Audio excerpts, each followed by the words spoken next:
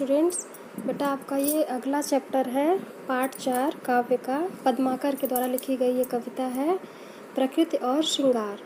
ठीक, तो इसमें बेटा बसंत ऋतु के बारे में बताया गया है कि जब बसंत ऋतु आता है तो आप लोग पहले से पढ़ते आए हो कि बसंत ऋतु में जो ऋतु है वो बहुत ही सुहावनी हो जाती है।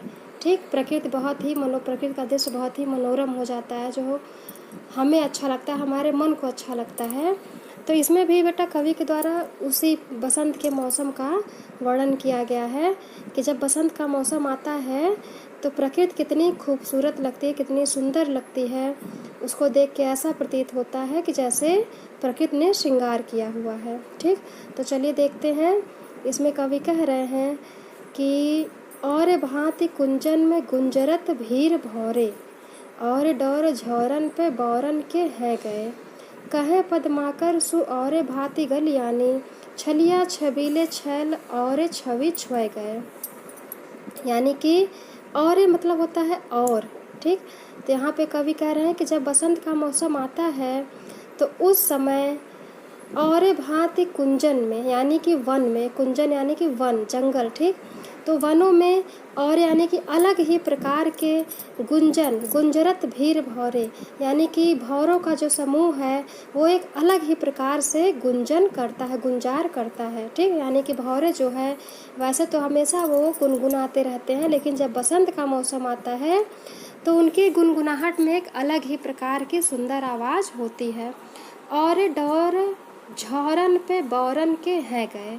जब अब आगे कह रहे हैं कभी कि जब बसंत का मौसम आता है तो उस समय जो आम की जो डालियां हैं, आम के वृक्ष हैं, उनकी डालियों पे बौर मतलब आप लोग जानते हो कि जब आम में फल लगने लगते हैं तो उसमें बौर लगता है। ठीक, तो आम की डालियों पे जो बौरों का समूह है, झुंड है, वो भी अलग ही प्रकार से प्रतीत हो रहा है, यानी कि बहुत ही सुंदर प्रतीत हो रहा है। फिर तीसरी लाइन है, कहे पद्माकर सु और भांति गलियानी, यानी कि कवि पद्माकर कहते हैं कि बसंत के मौसम में सु यानी कि सुंदर, गलियां भी सुंदर हो जाती हैं। यानी कि उस समय जब बसंत का मौसम आता है तो उस समय सड़कें और गाँवों की जो गलियां हैं वो भी अलग ही प्रकार से सुंदर हो जाती हैं।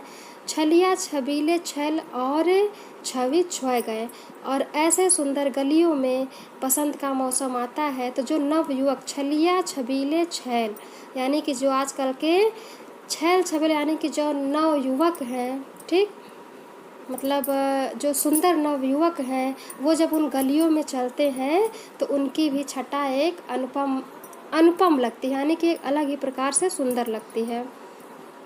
अब आगे है, और भांति विहग समाज में आवाज़ होती, यानी कि जब बसंत का मौसम आता है तो उसमें विहग समाज, यानी कि जो पक्षियों का समाज है, पक्षियों का जो झुंड है, समूह है, उसमें एक अलग ही प्रकार की आवाज़ होती है।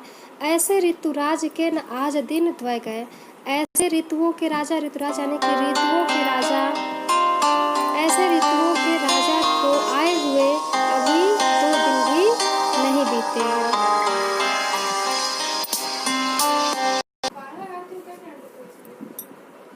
ऐसे ऋतुओं के राजा वसंत को आए हुए अभी 2 दिन भी नहीं बीते हैं।